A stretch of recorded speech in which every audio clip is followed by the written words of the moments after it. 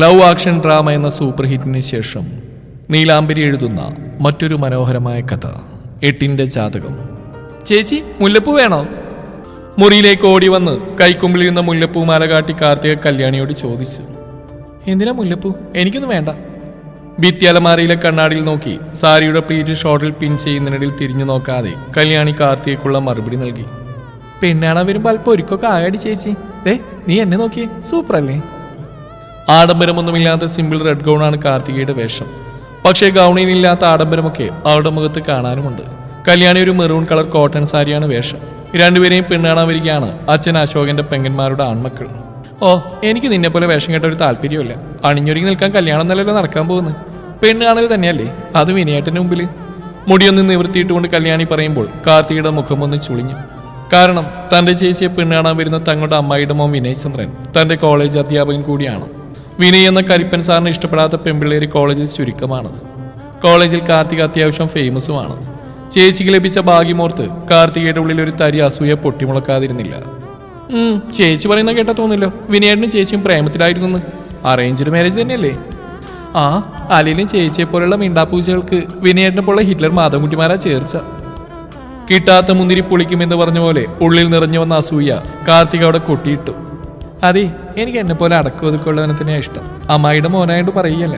എന്റെ ഇഷ്ടങ്ങളും വിനയേട്ടന്റെ ഇഷ്ടങ്ങളൊക്കെ ഏകദേശം ഒരുപോലെയാ. മേശമേൽ ചാരിന്ന് നെഞ്ചിൽ കൈപ്പിണച്ചേട്ടി ചെറുപുഞ്ചിരിയോടെ കല്യാണിയും കാർത്തികയ്ക്കുള്ള മറുപടി നൽകി.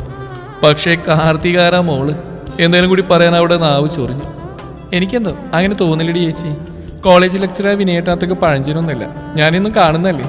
വിനയേട്ടൻ നിന്നെ പോലെ സാരിയും ചുറ്റി അമ്പലം നിറങ്ങി ചന്ദനക്കുരിയും തൊട്ട് മുടിയിൽ തുളസിക്കതിരി ചൂടി നടക്കുന്ന പെൺപിള്ളേരെക്കാൾ കൂടുതൽ ഇഷ്ടം കുറച്ചൊക്കെ മോഡേൺ ആയിട്ടുള്ള പെൺപിള്ളേരെ തന്നെയാണ്. അല്ലെങ്കിൽ അങ്ങേട്ട പെങ്ങൾ വീണ് ജീൻസും ടോപ്പിട്ട് നടക്കില്ലല്ലോ. എന്തോ കാർത്തികയുടെ ആ പറച്ചിൽ കല്യാണിക്ക് തീരെ പിടിച്ച്.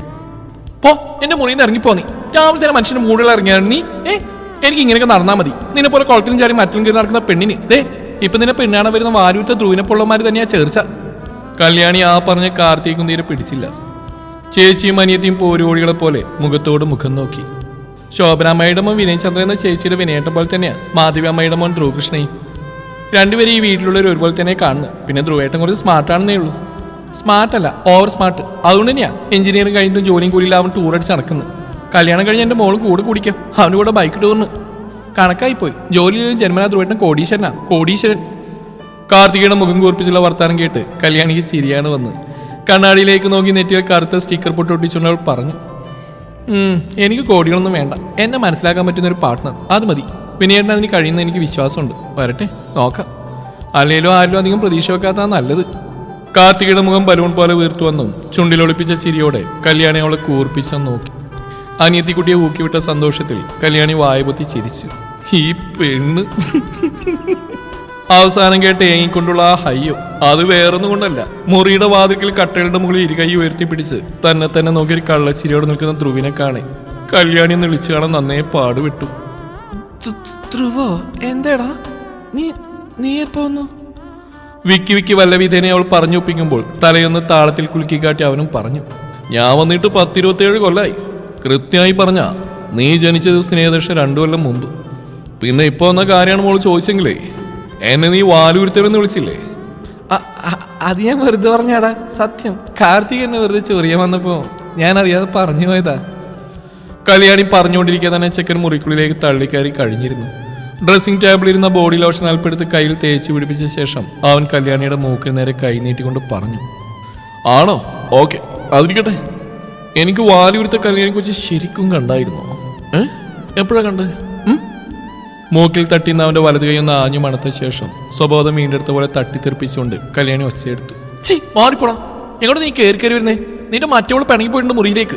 അവിടേക്ക് വിട്ടു. നീ ചെന്നവൾക്ക് മൂക്കിഴിഞ്ഞു കൊടുക്ക്. കണക്കിന് കൊടുത്താൽ വിട്ട്. ഓ, എന്ത് കായ്! ഞാൻ നിനക്ക് ബോഡി ലോഷൻ മണപ്പിക്കാൻ തന്നല്ലേ, അല്ലാതെ കയറി പിടിച്ചല്ലോ നിന്നെ. അതെ, ഈ ക്രീം ഞാൻ ഡെയിലി ഉപയോഗിക്കുന്ന. മോൻ പെണ്ണാണാൻ വന്നല്ലേ, അതുകൊണ്ട് ഇവിടുന്ന് വെറുതെ സമയം കളയാതെ വിട്ടോ. അതെ, അവള് പെണ്ണാണെന്ന് തന്നെ ഞാൻ വന്നു.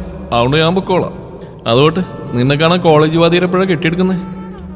പറയലും ചെക്കൻ കട്ടിലേക്ക് മറിഞ്ഞുകൊണ്ട് വലതുകയിൽ തലതാങ്ങി അവൾ അടിമുടിയൊന്ന് നോക്കി കിടന്നു. അതൊക്കെ എന്റെ വിനയേട്ടിങ് വന്നോളൂ. ചെക്ക, നീ പോയി, ഞാൻ റെഡി ആയിട്ടില്ല. റെഡി ആയിട്ടില്ലെന്നോ? ആയുള്ളൂ. ആ സാരി ഒന്ന് നേരെയാക്കിയ നീ പെർഫെക്റ്റാ. സാരിയോ? സാരിക്ക് നേരത്തെ തന്നെയാ. ഒന്ന് പോടാ ധ്രുവ്, പ്ലീസ്. സ്വയം ഒന്ന് മുഖം താഴ്ത്തി സാരിയിലൊക്കെ നോക്കിയ ശേഷം കല്യാണി അവനോട് കെഞ്ചി.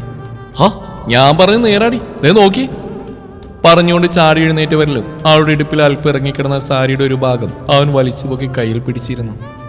ഒരു പിന്നിങ് എടുത്ത് ഞാൻ കുത്തിത്തരാം, ഇള്ളിൽ നിന്റെ നേവൽ ഷോ കൊണ്ട് വിനയേട്ടന്റെ കൺട്രോള് പോവും. അല്പം കുനിഞ്ഞ് വയറിലേക്ക് നോക്കി പറയുന്നവനെ കാണി കല്യാണിയുടെ തുറിച്ച കണ്ണുകൾ രണ്ട് തുറന്ന വായിലേക്ക് അടർന്നു വീണു. അനക്കമൊന്നും കാണാതെ വന്നു ധ്രുവ് മുഖമുയർത്തി കല്യാണിയെ നോക്കി. ഹാ താടി, ഞാൻ കുത്തിത്തരാന്ന്. മാറിക്ക, എന്റെ കാര്യം ഞാൻ നോക്കിക്കോളാം, നീ നിന്റെ കാത്തിയുടെ കാര്യം പോയി നോക്ക്. അവനെ പിടിച്ച് പുറകിലേക്ക് തള്ളി വാതിൽ നേരെ വിരൽ ചൂണ്ടി കല്യാണി അലറി. നീ എന്നാടി ഒന്നും മാറുന്നേ, ആരും തൊടാനും പാടില്ല, പിടിക്കാനും പാടില്ല, അടുക്കാനും പാടില്ല. എന്റെ പൊന്നോ, വിനയേട്ടൻ കുറെ വിയർക്കും. തെണ്ടി. അയ്യോ എന്റെ വിനയേട്ടാ, എന്നെ തൊടല്ലേ, ഞാനൊരു പാവമാ, എന്നെ നശിപ്പിക്കരുത്, എന്നെ വീട്ടിൽ കൊണ്ടാക്കൂ, അയ്യോ. കൈകൾ കുടഞ്ഞുകൊണ്ട് പഴയ സിനിമയിലെ നായികമാരുടെ ഡയലോഗും പറഞ്ഞ് ധ്രുവ് മുറിയിൽ കിടന്ന് ഓടി. കല്യാണിക്ക് ഹാലിളകി. ഡ്രസ്സിംഗ് ടേബിളിരുന്ന പൗഡറും ബോഡി ലോഷനും സ്പ്രേ ബോട്ടിലും എല്ലാം ധ്രുവിന്റെ മേലേക്ക് പറത്തി വിട്ടു കല്യാണി. കല്യാണി മോളെ, ഇതുവരെ റെഡിയായില്ലേ നീ? വിളിച്ചുകൊണ്ട് അവിടേക്ക് വന്ന കല്യാണിയുടെയും കാർത്തിയുടെയും അമ്മ വിമല മുറിയിലെ കാഴ്ച കണ്ട് വിമലയുടെ കിളി പോയി. എങ്കിലും മുറിയിൽ നിൽക്കുന്ന ധ്രുവിനെ കണ്ടതും അവർക്ക് കാര്യം പിടി കിട്ടി. ആഹാ, നീ ഇവിടെ നിൽപ്പുണ്ടായിരുന്നോ? പെണ്ണിനെ ഭ്രാന്ത് കൂട്ടാൻ നീ വന്നേടാ ചെക്ക. വിനയമോനും ശോഭനയും ചന്ദ്രചേട്ടനൊക്കെ വന്നിട്ടുണ്ട്. ചടങ്ങ് കഴിഞ്ഞിട്ടാണ് അവന് കോളേജിൽ പോവാൻ. ധ്രുവിന്റെ കൈക്ക് പിടിച്ച് വലിച്ചുകൊണ്ട് വിമല പുറത്തേക്ക് ഇറങ്ങുമ്പോഴേക്കും ചെക്കൻ അവരുടെ തോളിൽ തൂങ്ങിയിരുന്നു. എന്താ വിമല പെണ്ണെ, എന്തിനാ ഈ പെണ്ണുകാണ ചടങ്ങൊക്കെ? ഇവളുമാരെ ഞാനും വിനേട്ടൊന്നും കണ്ടിട്ടില്ലാത്ത വല്ലോ ആണോ? ഒന്ന് പോയ എന്റെ ചെക്ക, അവന്റെ ഒരു കൊഞ്ചിക്കല്. ഓരോന്നിനും ഓരോ രീതികളൊക്കെ ഉണ്ട്. നീ കാർത്തികയും കല്യാണിയും കാണുന്ന പോലെയല്ല വിനയമോന്റെ കാര്യം. അറിയാലോ നിനക്ക്, മുറച്ചെറുക്കെന്നുള്ള അധികാരമൊന്നും അവന് ഈ പിള്ളേരുടെ അടുത്ത് കാട്ടിയിട്ടില്ല. മാത്രമല്ല അവന്റെ അച്ഛൻ ചന്ദ്രൻ ചേട്ടനെ കുറച്ച് കണിശക്കാരനാ. പോരാത്തിന് നമ്മുടെ കല്യാണിയെ പോലെ ഒരു അമ്പലവിശ്വാസി. ഇപ്പൊ തന്നെ രാഹുകാലം കഴിയും വരെ വീട്ടിൽ ഒരേ ഇരിപ്പായിരുന്നു എന്ന് ശോഭന പറയുന്നത് കേട്ടു. അത് കഴിഞ്ഞാൽ വീട്ടിൽ നിന്ന് ഇറങ്ങിയെന്ന്. ഭാഗ്യം എന്താ അച്ഛൻ നേരത്തെ അങ്ങ് പോയത്. അതുകൊണ്ട് എനിക്കൊന്നും വസന്തകാല, അല്ലെങ്കിൽ തന്നെ ആറി രാഹു. പറഞ്ഞുകൊണ്ട് ധ്രുവ് തിരിഞ്ഞതും കാണുന്നത് ഒരുങ്ങി ചമഞ്ഞു നിൽക്കുന്ന കാർത്തികയാണ്. അവനവൾ അടിമുടിയോ നോക്കി. ആ നോട്ടത്തിൽ കാർത്തികയ്ക്ക് ചെറിയ നാണൊക്കെ വന്നു. ആഹാ, എനിക്കൊരു ഗ്ലാസ് ചായ തരാൻ വേണ്ടിയാണ് ഇടി വേണ്ടേ നീ ഈ കോസ്റ്റ്യൂമിൽ കയറി നിൽക്കുന്നു? കൊള്ളാം. അതൊക്കെ നമ്മുടെ കല്യാണ ദിവസം ബ്യൂട്ടീഷ്യൻ അവൾ എറിഞ്ഞ് ഓടിക്കും. കല്യാണിയുടെ കാര്യം ധ്രുവ് പറയുന്ന കേട്ടതും കാർത്തികയുടെ മുഖം പെട്ടെന്ന് വീർത്തു. ധ്രുവിന്റെ അമ്മ മാധവി അടുക്കളയിൽ നിന്ന് ഒരേ കരച്ചിലാണ്. എങ്കിലും നമ്മുടെ ഒരേ ഒരു അവന്റെ പെണ്ണാളെ ചടങ്ങിന് പങ്കെടുക്കാൻ അങ്ങേർക്ക് യോഗ ഇല്ലാണ്ടായല്ലോ. ആസ്ഥാനത്തുള്ള ആ കരച്ചിൽ കണ്ട് വിമലയും ശോഭനയും ചുണ്ടുകൂട്ടി ചിരി കടിച്ചമർത്തി. എന്റെ മാധവി, ഇന്നേ നീ കരഞ്ഞു തുടങ്ങിയ കല്യാണം കഴിയും വരെ കരഞ്ഞുകൊണ്ട് തന്നെ ഇരിക്കേണ്ടി വരും. ഒന്നുമില്ലെങ്കിലും നിങ്ങൾക്ക് നിങ്ങളുടെ 10 തലമുറകൾക്കും കഴിയാനുള്ള വക ഉണ്ടാക്കിയിട്ടിട്ടല്ലേ കൃഷ്ണൻ ചേട്ടൻ പോയത്? മാധവിയെ സമാധാനിപ്പിക്കാൻ വിമല ശ്രമിക്കുമ്പോൾ ഒരു നിശ്വാസത്തോടെ ശോഭനെ അത് ശരിവെച്ചു. എന്തായാലും നമ്മുടെ 4 മക്കൾ ഒരേ കുടുംബത്തിൽ തന്നെ കിടക്കുമല്ലോ. ആങ്ങളെ പോയ പിന്നെ കാർത്തികയുടെയും കല്യാണിയുടെയും കാര്യം ഓർത്ത് ഞങ്ങൾക്ക് എന്നും ആദ്യമായിരുന്നു. പിള്ളേരെ 2 കുടുംബത്തിൽ പറഞ്ഞു വിടണമെങ്കിൽ വിമല ഒറ്റയ്ക്ക് കിടന്ന് കഷ്ടപ്പെടണ്ടേ? ഇനിയിപ്പോൾ അതൊന്നും വേണ്ടല്ലോ. അതും ശരിയാ. നമ്മുടെ ഭാഗ്യത്തിന് ആ പിള്ളേര് വേറെ പ്രേമത്തിലൊന്നും പോയി വീഴാനിരുന്നു. എനിക്കാണ് എൻ്റെ ധ്രുവിനോർത്ത് പേടിയായിരുന്നു. എഞ്ചിനീയറിങ്ങിന് പഠിക്കണ സമയത്ത് എല്ലാ ഞായറാഴ്ചകളിലും കുറേ പെൺപിള്ളേരെയും കൂട്ടി വീട്ടിൽ വരികയായിരുന്നു ചെക്കൻ. എൻ്റെ മോനെ പോലെ തന്നെ അവളുമാർക്ക് തുണി അലർജിയാ. എങ്കിലും ഒരു രസമൊക്കെ ഉണ്ടായിരുന്നു. അവർ വരുന്ന ദിവസം എനിക്ക് റെസ്റ്റാ. അടുക്കള വരണം ഞാൻ അവർക്കങ്ങ് വിട്ടുകൊടുക്കും. കരച്ചിൽ മാറി മാതകളിൽ ചിരിപൊട്ടി തുടങ്ങിയതും ഓരോളത്തിന് തള്ളിമറിക്കാൻ വായ തുറന്ന് ശോഭന. പക്ഷെ എൻ്റെ വിനയമോൻ പെൺപിള്ളയുടെ മുഖത്ത് നോക്കത്തില്ല. ഇപ്പോഴും അങ്ങനെയാന്നേ. സ്വന്തം പെങ്ങളായ വീണ മോളെ പോലും മുറിയിൽ അടുപ്പിക്കില്ല അവൻ. വീണ പറയുന്ന കേൾക്കാം, കോളേജിൽ അവൻ പഠിപ്പിക്കുന്ന പെൺപിള്ളേര് അവന്റെ പുറകേന്ന് മാറില്ലാന്ന്. കാണാനും അവന്റെ അച്ഛനെ പോലെ സുന്ദരനല്ലേ. അതിന്റെ ഇളക്കാ പെൺപിള്ളേർക്ക്. എന്തായാലും കല്യാണി മോളുടെ ഭാഗ്യം തന്നെയാ എന്റെ വിനയമോൻ. ശോഭനയുടെ സംസാരം മാധവിൽ ചെറിയൊരു നോവ് പടർത്തി. അത് ശ്രദ്ധിച്ച വിമല ഒരു ചിരിയോടെ പറഞ്ഞു. ധ്രുവ് എന്ത് മോശ. വിനയ് കോളേജിൽ ഹീറോ ആണെങ്കിൽ ധ്രുവ് കുടുംബത്തിനകത്തെ ഹീറോയാ. അവനെ കൊത്തിക്കൊണ്ടുപോകാൻ കാത്തിരിക്കുക കുടുംബത്തിലുള്ള പലരും. എന്തായാലും എൻ്റെ കാർത്തിക് മോൾ കിട്ടിയ ഭാഗ്യം കല്യാണിക്കുറി കാണുമ്പോൾ എല്ലാവരും അറിഞ്ഞാൽ മതി. ഇതൊന്നും കാണാൻ നിൽക്കാണ്ട് അശോകേട്ടൻ അങ്ങ് പോവുകയും ചെയ്തു. അത് ഓർക്കുമ്പോഴാ. സമയമായില്ല ഇതുവരെ. ഭാസ്കരം പോറ്റി എത്തി. എല്ലാവരും വരിക. പിള്ളേരുടെ ആ ജാതകങ്ങളും എടുത്തോളൂ. ആളിൽ നിന്നും ചന്ദ്രന്റെ ഒച്ച പൊന്തിയതും കൂട്ടം കൂടി സൊറ പറഞ്ഞിരുന്ന പെണ്ണുങ്ങൾ എരി വലിച്ചുകൊണ്ട് ചാടി എഴുന്നേറ്റു.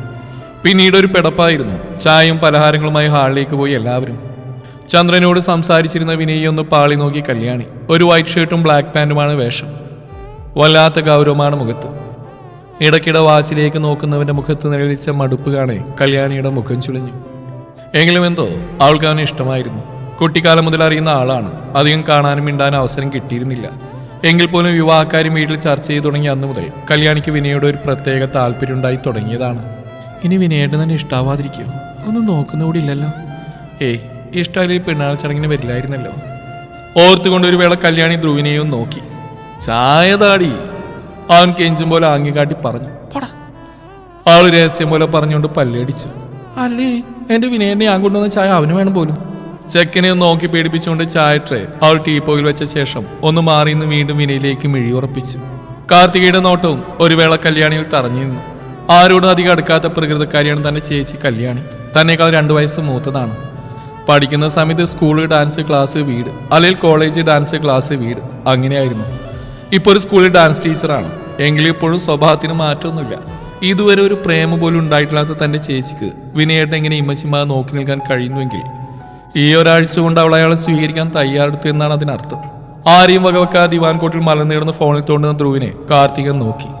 കാണാൻ സുന്ദരൻ ധ്രുവേട്ടൻ തന്നെയാ, ഏത് പെണ്ണും നോക്കി പോകുന്ന സ്റ്റൈലും. പക്ഷെ എന്തോ ഒരു മിസ്സിങ് പോലെ. ആണുങ്ങളായാൽ വിനയേട്ടനെ പോലെ കുറച്ച് പൗരുഷമൊക്കെ വേണ്ടേ? എപ്പോഴും വാവളിച്ചെടുക്കുന്ന ധ്രുവേട്ടനാണോ അത് ആറ്റിറ്റ്യൂഡിൽ നടക്കുന്ന വിനയേട്ടനാണോ പെർഫെക്റ്റ്? കാർത്തികയുടെ മനസ്സും ബുദ്ധിയും തമ്മിൽ വലിയൊരു വാദപ്രതിവാദം തന്നെ നടന്നു. അവൾക്ക് കരയാനൊക്കെ തോന്നി. വെറും ഒരു പെണ്ണുകാണൽ ചടങ്ങ് മാത്രമായിരുന്നില്ല അവിടെ നടന്നു. വിനയുടെ അച്ഛൻ ചന്ദ്രൻ വിളിച്ചു വരുത്തിയ ഭാസ്കരൻ പോറ്റി പൊരുത്തം നോക്കി വിവാഹത്തിനുള്ള മുഹൂർത്തം കുറിക്കുകയാണ്. അതിനുമുമ്പ് നിശ്ചയം നടത്തി ജാതകങ്ങൾ തമ്മിൽ കൈമാറാൻ പ്ലാൻ ചെയ്യുന്നുമുണ്ട്. എല്ലാം കഴിഞ്ഞതും വിനയ് ധൃതിയിൽ കോളേജിലേക്ക് പോകാൻ ഇറങ്ങാൻ നേരം അവൻ കല്യാണിയെ നോക്കി പുഞ്ചിരിച്ചു. മനസ്സിൽ ഉരുണ്ടു കയറിയ ടെൻഷനൊക്കെ അവന്റെ ആ ഒരു ചിരി ഇല്ലാതാവുമെന്ന് കല്യാണി അറിഞ്ഞു. അമ്മേ, വിനയേട്ടൻ കോളേജിലേക്കാണെങ്കിൽ ഞാനും കൂടി പോയിക്കോട്ടെ വിനയേട്ടന്റെ കൂടെ? കാർത്തിക വിമലയോട് ചോദിച്ചു. വിമല സമ്മതം കൊടുത്തു. കാർത്തിക കല്യാണിയെ നോക്കി ഒരാക്കിയ ചിരിയുടെ റൂമിലേക്ക് ഓടി. ഇവൾക്ക് വട്ടായോ? ഒന്നും മനസ്സിലാവാതെ കല്യാണി തന്റെ മുറിയിലേക്ക് നടന്നു. വിനയേട്ട, ഞാനുണ്ട്. പോകുന്ന വഴി എന്നെ ടൗണിലാക്കിയേക്ക്. ചെറിയൊരു കറക്കം വിത്ത് ഫ്രണ്ട്സ്. കാറിൽ കയറാൻ തുടങ്ങുന്ന വിനയെ നോക്കി പറഞ്ഞുകൊണ്ട് ധ്രുവ് കാറിലേക്ക് ഇടിച്ചു കയറി. എന്താടാ, നിന്റെ കാർ എടുക്കുന്നില്ലേ? ഒരു ചിരിയോടെ വിനയ് ചോദിച്ചു. ഏയ് ഇല്ല, ഫ്രണ്ട്സ് ഉണ്ട്. ആമാരുടെ കയ്യിൽ ബൈക്കുണ്ട്. ആ സുഖം തിരികെ അവന്മാരും ഉണ്ടാക്കും. ഈ സമയമാണ് കല്യാണി ബാഗും തൂക്കി പുറത്തേക്ക് ഇറങ്ങിയത്. ഹലോ മാഡം, എവിടേക്കാ? ധ്രുവ് ഉറക്കെ വിളിച്ചു ചോദിച്ചു. സ്കൂളിലേക്കാ, ലീവ് പറഞ്ഞിട്ടില്ല. പുഞ്ചിരിയോടെ പറയുമ്പോൾ അവൾ വിനയെ ഒന്ന് പാളി നോക്കി. ഫോണിൽ ആരോടെ സംസാരിച്ചുകൊണ്ടിരിപ്പാണ് കക്ഷി. ഡീ വാ, ഞാൻ ഡ്രോപ്പ് ചെയ്യാം. സ്കൂട്ടിക്കടുത്തേക്ക് നടക്കുന്നവളെ കാണേ ധ്രുവ് പറഞ്ഞു. പറ്റില്ലല്ലോ, തിരികെ ഞാൻ പറക്കുവോ? അവളുടെ പറച്ചിൽ കേട്ടതും നാവ് കൊണ്ട് കവിളൊഴിഞ്ഞുകൊണ്ട് അവനൊന്ന് തലയാട്ടി. ഡേ മതി കേട്ടോ, കുറേയായി കൂട്ടി വെച്ചിട്ടുണ്ട് ഞാൻ. ഒരു ദിവസം എല്ലാം കൂടി ഒരുമിച്ച് ഞാനങ്ങ് തരുവേ എന്ന് രഹസ്യമായി വിളിച്ചുകൊണ്ട് ഒരു ചിരിയോടെ അവൾ സ്കൂട്ടി ഓടിച്ച് പാഞ്ഞുപോയി. കാർത്തിക വേഗം ഡ്രസ്സ് മാറി കോളേജ് ബാഗുമായി ഓടി വന്നു. കോ ഡ്രൈവർ സീറ്റിലിരിക്കാൻ ധ്രുവിനെ കാണേ അവളുടെ മുഖം വീർത്തു. നോക്കിൽ കഥ കയറി കാർത്തിക, എനിക്ക് ലേറ്റ് ആവുന്നു. നിന്നെ കോളേജിലിറക്കി ഇവനെ സിറ്റിയിലാക്കിയിട്ട് വേണം വീണ്ടും എനിക്ക് തിരികെ കോളേജിലെത്താൻ. വിനി അല്പം കടുപ്പിച്ച് പറഞ്ഞതും കാർത്തിക മടുപ്പോടെ പുറകിലെ ഡോർ തുറന്ന് അകത്തേക്ക് കയറി. വിനി എൻ്റെ കൂടെ കാറിന്റെ മുൻസീറ്റിൽ നിന്ന് കോളേജിൽ നിന്ന് ഇറങ്ങാൻ പറ്റിയെന്നെങ്കിൽ പെമ്പിള്ളേരുടെ ഇടയിലൊന്ന് ഷൈൻ ചെയ്യായിരുന്നു. നാശം, ഈ ധ്രുവേട്ടന് കാറിൽ കയറാൻ കണ്ട സമയം. കാർത്തിക മനസ്സിലായി ഓർത്ത്. പോകും വഴിയാണ് അവൾ ആ കാഴ്ച കാണുന്നത്. റോഡിന്റെ സൈഡിൽ ഒരാൾക്കൂട്ടം. ആക്സിഡന്റ് ആണെന്ന് മനസ്സിലായതും വിനയ് കാറൊന്ന് സ്ലോ ചെയ്തു. ഓ ഗോഡ്, വിനയേട്ടാ നമ്മുടെ കല്യാണിയാ. പറയിലും ധ്രുവ് കാറ് തുറന്ന് ചാടി പുറത്തിറങ്ങി അവൾക്കടുത്തേക്ക് പാഞ്ഞു. ഏയ് കല്യാണി, വാട്ട് ഹാപ്പൻഡ്? നിലത്തിരുന്നവളുടെ ഇരു കൈയിലും പിടിച്ച് തൂക്കി എഴുന്നേൽപ്പിച്ചുകൊണ്ട് ധ്രുവ് ചോദിക്കുമ്പോൾ കല്യാണി നോക്കിയത് കാറിനുള്ളിൽ മുഖം ചുളിച്ച് വാച്ചിലേക്ക് പാളി നോക്കുന്ന വിനയാണ്. അപ്പോഴേക്കും കാർത്തികയും ഡോറൊന്ന് പുറത്തേക്ക് ഇറങ്ങിയിരുന്നു. എന്താ ചേച്ചി, എന്തു പറ്റി? നിങ്ങൾക്ക് അറിയുന്നവരാണോ? കൂടുന്നവരിൽ ഒരാൾ ചോദിച്ചു. അതെ, ഞങ്ങൾ റിലേറ്റീവ്സാണ്. ധ്രുവ് പറഞ്ഞു. കൂട്ടം കൂടുന്നവർ പല വഴിക്ക് പിരിഞ്ഞു. ഒരു പട്ടി കുറുകെ ചാടിയതാ, ബ്രേക്ക് കിട്ടിയില്ല പറഞ്ഞുകൊണ്ട് തൊലിയുരഞ്ഞു പോയ കൈമുട്ടിലേക്ക് കല്യാണിയും നോക്കി. നെറ്റിയിലും താടിയിലും കൈയുടെ പല ഭാഗത്തും ചെറിയ ചെറിയ മുറിവുകളുണ്ട്. വേദനയാൽ അവരുടെ കണ്ണുകൾ നിറഞ്ഞ് തുളുമ്പുന്നുണ്ടായിരുന്നു. വാ, ഹോസ്പിറ്റലിൽ പോവാം, വണ്ടി അവിടെ ഇരിക്കട്ടെ പറഞ്ഞുകൊണ്ട് ധ്രുവ് കല്യാണിയുടെ ഇരു തോളിലുമായി ചേർത്ത് പിടിച്ച് പതിയെ നടക്കാൻ സഹായിക്കുമ്പോൾ അവൾ കാർത്തികയെ നോക്കി അസ്വസ്ഥത പ്രകടിപ്പിച്ചുകൊണ്ട് അവരിൽ നിന്ന് കുതിരി മാറി. ഞാൻ നടന്നോളാം ധ്രുവ്. ഓ, നീ നടന്നു. അല്ല, ഞാനിപ്പോ നിന്നെ ചുമന്നോണ്ട് നടക്കാനൊന്നും പോകുന്നില്ല. ഒന്ന് സഹായിക്കാന്ന് വെച്ചപ്പോൾ അവളുടെ ഒടുക്കത്തെ അവളുടെ പിടിയുമിട്ടാൻ പോയി വിനയോട് കാര്യം പറഞ്ഞു. ധ്രുവ് ഡാ, എനിക്ക് പറ്റില്ല. കോളേജിൽ പോയിട്ട് അത്യാവശ്യ കാര്യമുണ്ട്. ഒരു കാര്യം ചെയ്യും, നീ ഒരു ടാക്സി വിളിച്ച് പോയിക്കോ. ഓ കല്യാണി, സോറി, തിരക്കായതുകൊണ്ട് ഒന്നും തോന്നരുത്. വിനയ് ഡ്രൈവർ സീറ്റിൽ ഇരുന്നുകൊണ്ട് മുഖം താഴ്ത്തി കല്യാണി നോക്കി പറഞ്ഞു. അതിന് മറുപടിയായി പുഞ്ചിരിച്ചതായി വരുത്തി തീർത്ത് കല്യാണി സ്കൂട്ടിക്കടുത്തേക്ക് തിരിഞ്ഞടന്നു. അയ്യോ വിനയേട്ട പോലെ, ഞാനുണ്ട്, ഇപ്പൊ തന്നെ ലേറ്റായി പറഞ്ഞുകൊണ്ട് കാർത്തികയും കാറിലേക്ക് ചാടിക്കേറി. ആഗ്രഹിച്ച പോലെ ഫ്രണ്ട് സീറ്റിൽ കയറവൾ ഞെളിഞ്ഞിരുന്നു. വിനയ് വണ്ടി വിട്ടിരുന്നു. നെറ്റി വിളിച്ചിടുപ്പിൽ കൈയും കുത്തി ധ്രുവ് വേഗത്തിൽ പോകുന്ന കാറിനെ നോക്കി അങ്ങനെ ഒരു നിമിഷം നിന്നു. അപ്പോഴാണ് സ്കൂട്ടി സ്റ്റാർട്ടാവുന്ന ശബ്ദം കേൾക്കുന്നത്. ഈ സമയം നിറഞ്ഞു തൂവിയ തന്റെ കണ്ണുകൾ അമർത്തി തുടച്ച് സ്കൂട്ടിക്കടുത്തേക്ക് മെല്ലെ നടന്നു കല്യാണി. ബാഗ് സ്കൂട്ടിയുടെ മുമ്പിൽ വെച്ച് അവൾ വണ്ടിയിൽ കയറി സ്കൂട്ടി സ്റ്റാർട്ടാക്കി മുന്നോട്ടെടുക്കാൻ ശ്രമിക്കുമ്പോൾ എത്ര ശ്രമിച്ചിട്ടും സ്കൂട്ടി മുന്നോട്ട് പോകുന്നില്ലെന്ന് കാണി അവളും തിരിഞ്ഞു നോക്കി. ഒരു കുസൃതി ചിരിയോടെ സ്കൂട്ടിയുടെ പുറകിൽ പിടുത്തമിട്ട് നിൽക്കുകയാണ് ധ്രുവ്. എന്താണ് നിനക്ക്? കളിക്കാതെ വിടു ധ്രുവ്, പ്ലീസ്, ഞാനത് പൊക്കോട്ടെ. കെഞ്ചും പോലെയുള്ള പെണ്ണിന്റെ പറച്ചിൽ കേട്ട് കൃത്രിമ ദേഷ്യം കാട്ടി അവൻ അവളോട് പറഞ്ഞു. ആഹാ, അപ്പൊ ഞാനെങ്ങനെയാ പോകുന്നത്? നിന്നോട് ഞാൻ പറഞ്ഞോ കറിയും ചാടി ഇറങ്ങാൻ? അവർ പോയി തണ്ടില്ലേ? നിനക്കതുപോലെ പോകാൻ പാടില്ലായിരുന്നു. അത് പറയുമ്പോൾ അവളുടെ സ്വരയിടറുന്ന അവൻ അറിഞ്ഞു. ഇറങ്ങടി, കൂടുതൽ സംസാരമൊന്നും വേണ്ട, ഇറങ്ങി പുറകിലേക്ക്. ഹോസ്പിറ്റൽ പോയിട്ട് നേരെ വീട്ടിൽ പോവാം. ഞാൻ ഒറ്റയ്ക്ക് പോയിക്കോളാം. നിനക്ക് എവിടെ പോകാനുള്ളതല്ലേ? ഇവിടുന്ന് ടാക്സി കിട്ടും. എവിടെ പോകണം എവിടെ പോകണ്ടെന്നൊക്കെ ഞാൻ തീരുമാനിച്ചോളാം. നിനക്കിറങ്ങാൻ വൈകി ഞാൻ പുറകിലിരുന്നോളാം. വണ്ടി എടുക്കുക പറഞ്ഞുകൊണ്ട് അവൻ അവിടെ പുറകിൽ കയറിയിരുന്നു. വേറെ നിവൃത്തിയില്ലാതെ വണ്ടി മുന്നോട്ടെടുത്തു കല്യാണി. കുറച്ചങ്ങോട്ട് പോയതും കല്യാണിക്ക് ദേഹം തളരും പോലെ തോന്നി. കയ്യിലെ മുറിവൊക്കെ വെയിലിന്റെ ചൂടേറ്റ് വല്ലാതെ നീറി പുകയുന്നുണ്ട്.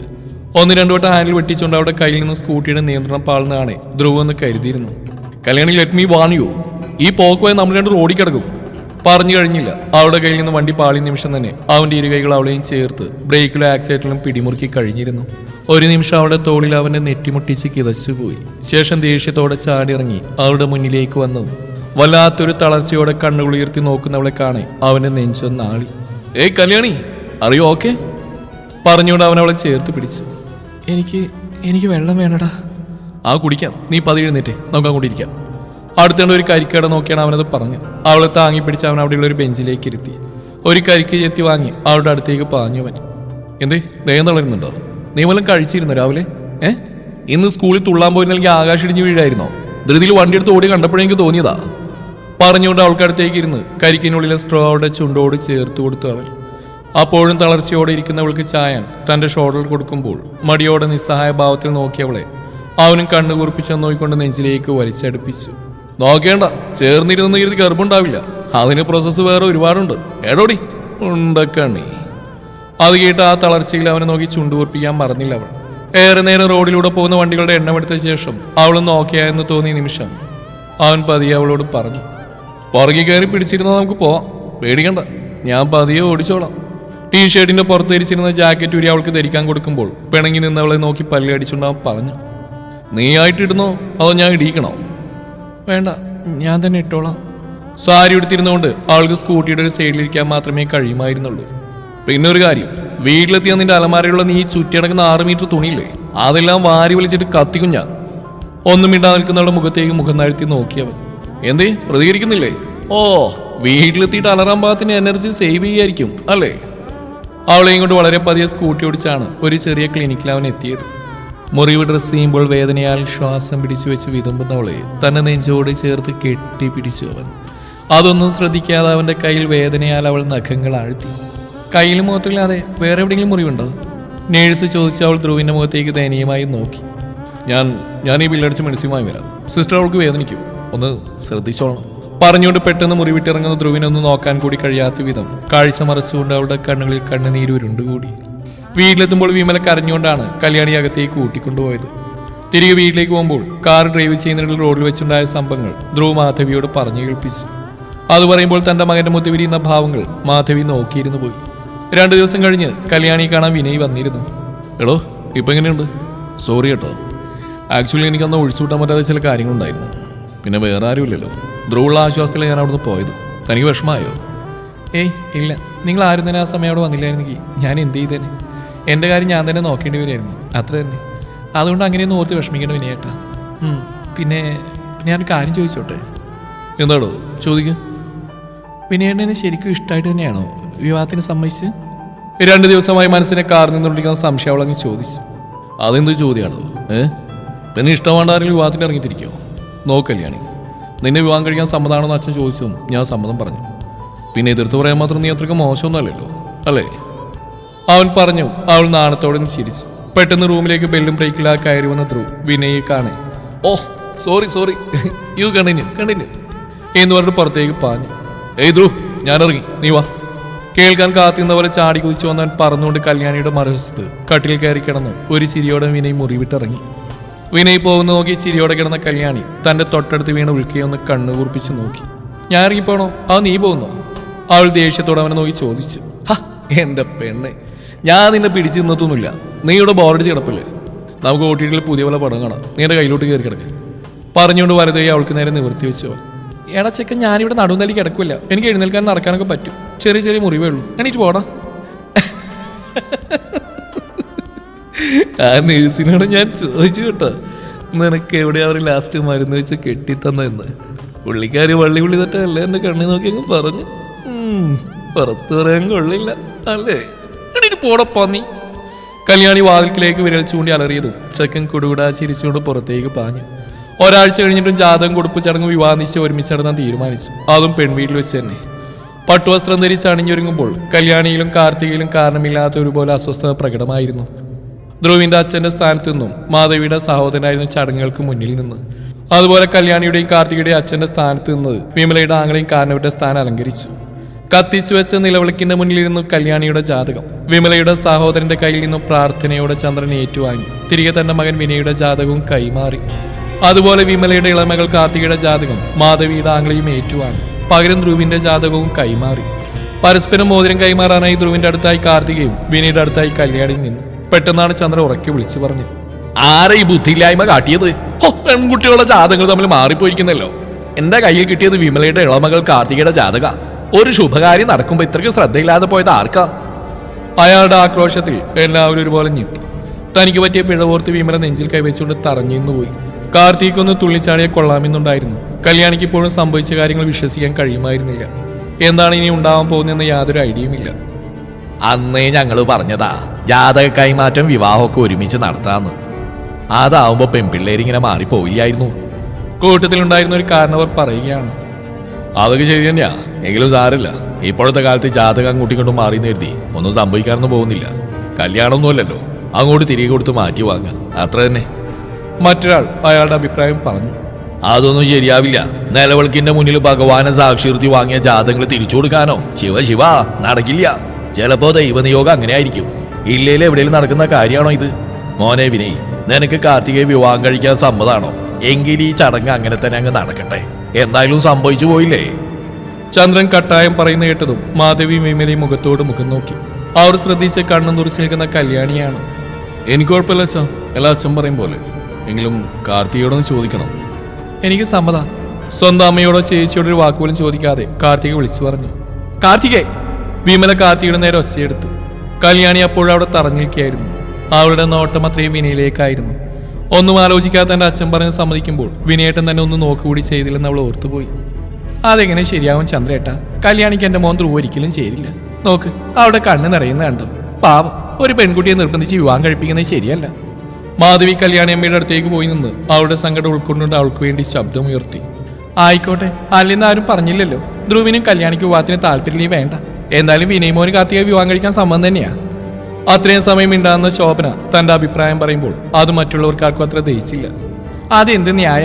അപ്പൊ അവരുടെ ജാതകങ്ങൾ തമ്മിൽ കൈമാറിയത് വേണ്ടാന്ന് വയ്ക്കാന്നാണോ? മോനെ ധ്രുവേ, നിനക്ക് കല്യാണം വിവാഹം കഴിക്കാൻ സമ്മതാണോടാ? പെട്ടെന്നാണ് മാധവി ധ്രുവിനെ നോക്കി ചോദിച്ചത്. എല്ലാം കണ്ടും കേട്ട് നെഞ്ചിൽ കയ്യും പിണച്ച് കെട്ടി ചുമരും ചാരിയുന്നവൻ ആ ചോദ്യം കേട്ടുകൊണ്ടാണ് കല്യാണിയിൽ നിന്നും പെട്ടെന്ന് കണ്ണ് പറിച്ചു മാറ്റിയത്. എല്ലാവരെയും നോക്കിക്കൊണ്ട് അവൻ ഉറപ്പോടെ പറഞ്ഞു. സമ്മതിക്കാൻ വയ്യാത്ത എന്താ അമ്മേ? കാർത്തികയെ വിവാഹം കഴിക്കാൻ സമ്മതം മൂളി എനിക്ക്. അവളേക്കാൾ യോഗ്യതയുള്ള കല്യാണി എന്തുകൊണ്ട് വിവാഹം കഴിക്കാൻ കഴിയില്ല? പിന്നെ കല്യാണിയുടെ ഇപ്പോഴത്തെ ഈ വിഷമമൊന്നും തൽക്കാലം ശ്രദ്ധിക്കാൻ പോണ്ട. അതൊക്കെ വഴിയെ നമുക്ക് സെറ്റാക്കാം. അതിനല്ലേ ഞാനിവിടെ പന പോലെ കൊലച്ച് നിൽക്കുന്നത്.